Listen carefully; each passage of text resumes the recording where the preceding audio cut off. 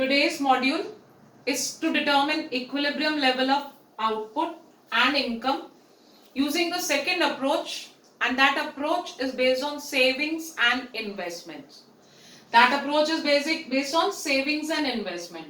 As I have told you that for equilibrium, first and foremost we will have a look at the condition. The condition is that savings have to be equal to investment. What we mean by this is that equilibrium level of income, output and employment exists at that level of income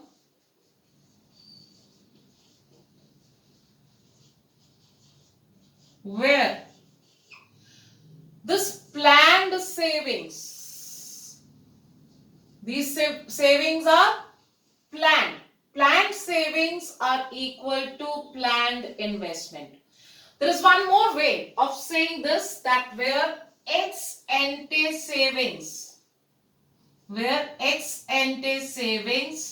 that is S, is equal to ex ante investment, that is I. So what we mean by this is that we are looking at this condition कि what we have planned, what households have planned to save is exactly equal to what firms have planned to invest in this financial year. इस financial year में firms ने जो plan किया है कि वो total investment करेंगे is exactly equal to what households have planned to save in this financial year. Equilibrium level of income exists at that level. So to look at the schedule, to have a better understanding, we will have a look at the schedule. कि schedule के through हम कैसे इस equilibrium level of income output को determine कर सकते हैं. I'll be taking the values of Y in the first column. Then we will take the values for consumption. Why are we taking the values for consumption? Because to determine the values for savings, savings are income minus consumption. Next, we will take the value of investment. And lastly, we will look at the situation. That what situation is there. Whether we have equilibrium or what type of situation is there. Whether savings are greater than investment or investment is greater than savings. So to have a look at this schedule, first and foremost, I'll be assuming the values for income. I'll be assuming the values for income starting from zero level of income. Income increases by per unit, that is 100, 200, 300, 400 and 500. These are the values for income which I have assumed. Similarly, for consumption also I'll be assuming the values, but when I'm assuming the values for consumption, what I have to keep in mind is that even at zero level of income, consumption is positive. Let's start at zero level of income. We have a value for consumption as 100. The value for consumption as 100. And this increases by 50 with rise in income. मतलब consumption हमारी MPC जो है वो 0.5 है, तो 150 से 50 से consumption rise हुई, total हो गई 150. Again it rises by 50, that is 200, 250, 300 and 350. I have assumed these values. Similarly, my investment. Similarly, the values for investment. The values for investment are to be assumed Because for determining this equilibrium, इस equilibrium को determine करने के लिए पहला हमारा हमने क्या लिया इंपॉर्टेंट चीज कि हमारी ये जो सेविंग्स है एक्स एंटे है, investment is x एंटे. Second thing is that we are assuming investment to be autonomous. Investment is of two types, induced investment and autonomous investment. But I am assuming investment to be autonomous, that means it remains constant with the level of income. मतलब 0 से 500 income rise हो रही है, लेकिन consumption जो 0 level पर होगी वही 500 पर होगी. Investment will not change, it will remain constant. Why? Because we have assumed investment to be autonomous. So to start with, I'm assuming this value to be 50. Investment को हमने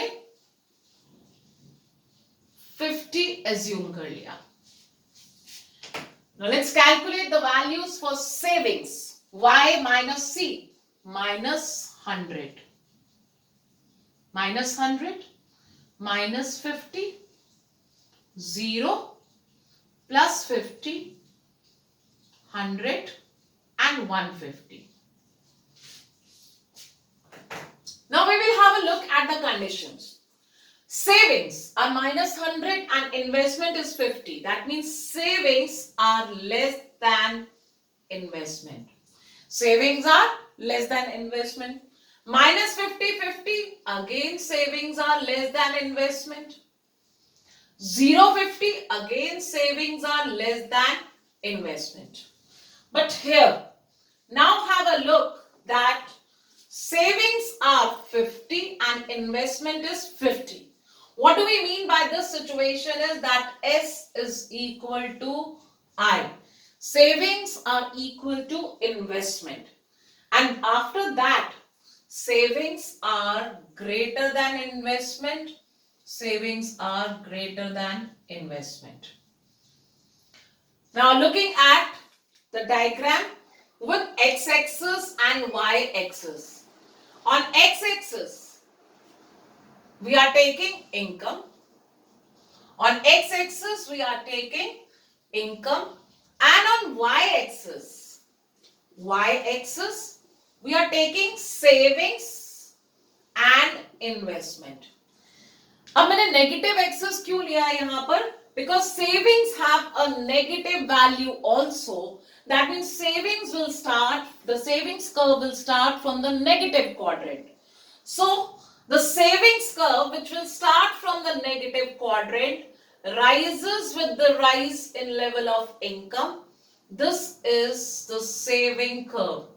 ये जो negative savings है, that is at 0 level of income we have negative savings. और जहां पर savings curve cut कर रहा है x axis को, that is a level where savings are equal to 0. Now this black pen I'm using for investment curve. My investment curve is parallel to OX axis. Investment curve. Why? Because the value for investment remains fixed and constant with income. इसको हमने assume किया है. So this is the investment curve. So what does this mean? Where do we have the equilibrium? Equilibrium is at E, where savings are equal to investment. Where savings are equal to investment. Now to the left of this is equilibrium level से left पर. But before that, corresponding level of income OM. Corresponding level of income OM is the equilibrium level of income, output and employment. Have a look at the diagram. I shows investment curve.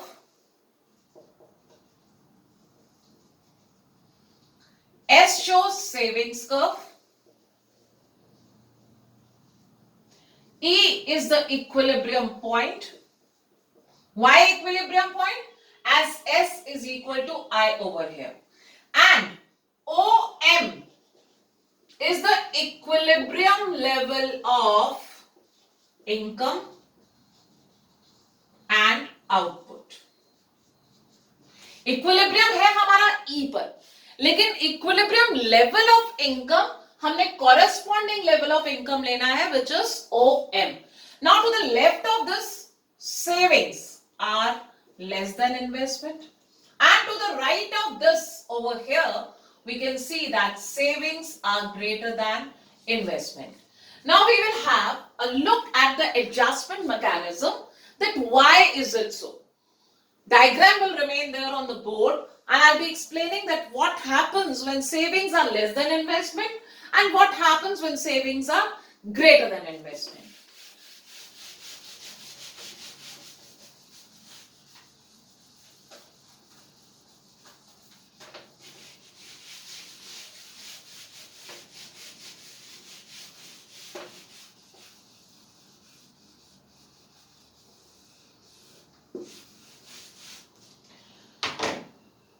Now we have three situations actually.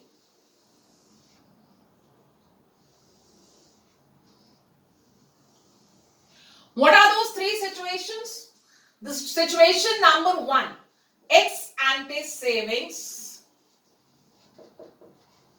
are exactly equal to ex ante or planned investment.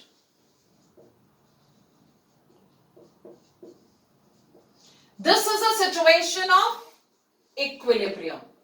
This is a situation of equilibrium where savings are exactly equal to investment.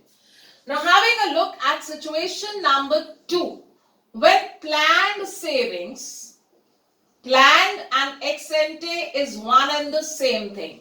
When planned savings are less than planned investment, अब हमारी savings investment से कम है. That means households have planned or intended to save less than what firms have intended to invest.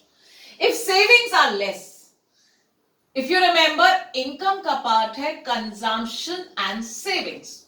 If these savings are less, what does this mean? That this consumption is greater? That means households intend to demand more. Households intend to demand more for consumption. Households intend to demand more for consumption. If households intend to demand more for consumption, what the firms will have to do? Firms will have to reduce their investment or what? Investment we cannot change. Investment change नहीं हो सकती है. Firms will react. Firms की inventories पर क्या effect पड़ेगा? Inventories of the firms or the stocks. Inventories of firms reduces. जो firms ने produce किया था वो household ज़्यादा consume कर रहे हैं. So inventories of firms reduce. What will they do? They will increase production. If production will increase, what will be the effect on income? This will increase income. If income increases, what will be the effect on savings? Savings also increase till savings are equal to investment. Have a look at the diagram once again. यहाँ से हम start किए. We have started from here. Savings are less than investment. Now, as firms are producing more, savings are rising till this point where savings are equal to investment. Similarly, the third condition, planned savings are greater than investment. What does this mean? If savings are greater, that means households demand less. If households are demanding less, stock with producers, unsold stock with producers increase. If unsold stocks align with the producers, they'll react and they will decrease production. Decrease in production means decrease in income. And decrease in income means decrease in savings also. So this is the adjustment mechanism. To conclude, the condition for equilibrium, planned savings or ex ante savings have to be equal to ex ante investment. If savings are less than investment, firms will increase production. If production has increased, there is increase in income, and as a result, savings also increase till savings are equal to investment. Similarly, when planned savings are greater than investment, producers will have more of the stock, so they will decrease production. This will lead to decrease in income, and there will be decrease in savings. Diagram must be clear. To answer this, we have to start with the condition, schedule, diagram, and this explanation.